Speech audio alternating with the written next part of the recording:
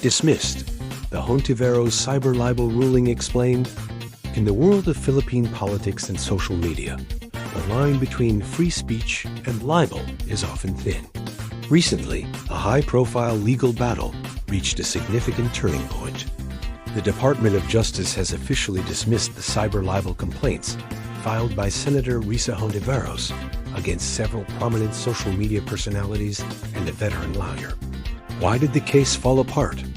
Today, we look at the background, the issues, and the court's rationale.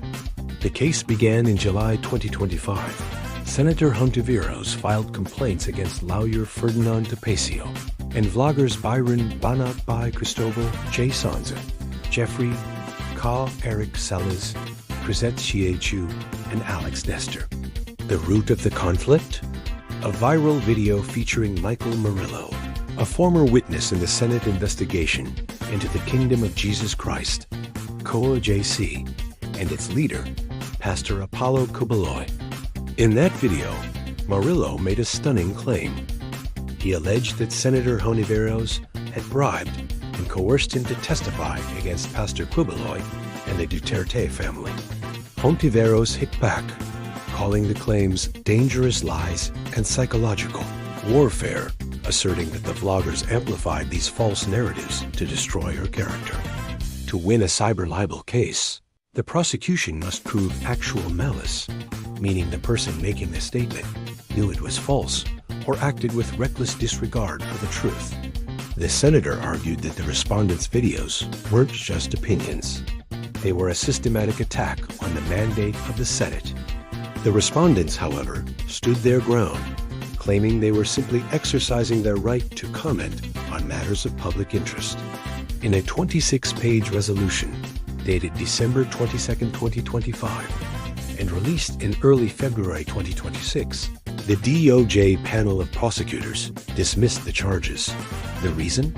A lack of prima facie evidence with a reasonable certainty of conviction. The prosecutors provided a grounded rationale, highlighting that public officials are subject to a higher standard of scrutiny.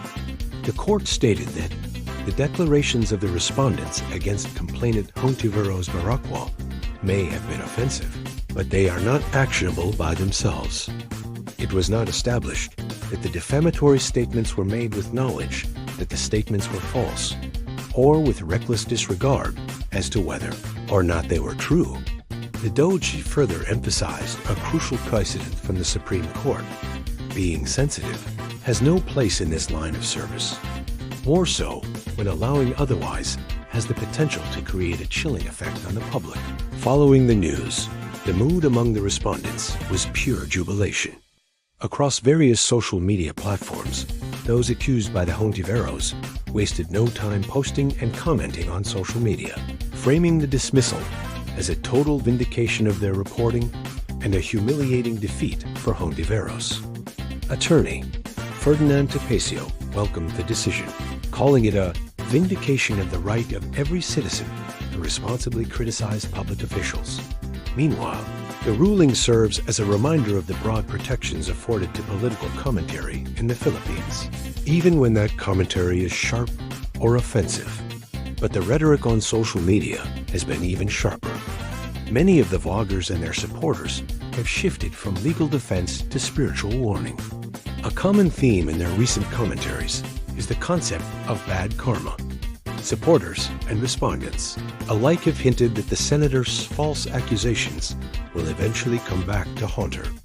The narrative being pushed is that this legal loss is just the beginning, suggesting that sooner or later, justice or karma will catch up to her for allegedly using the Senate as power to persecute political opponents.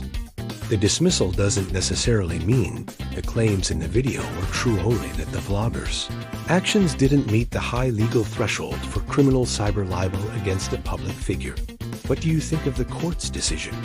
Does this protect free speech, or does it leave public officials too vulnerable to disinformation? Let us know in the comments. Don't forget to like and subscribe for more deep dives into the cases shaping our nation.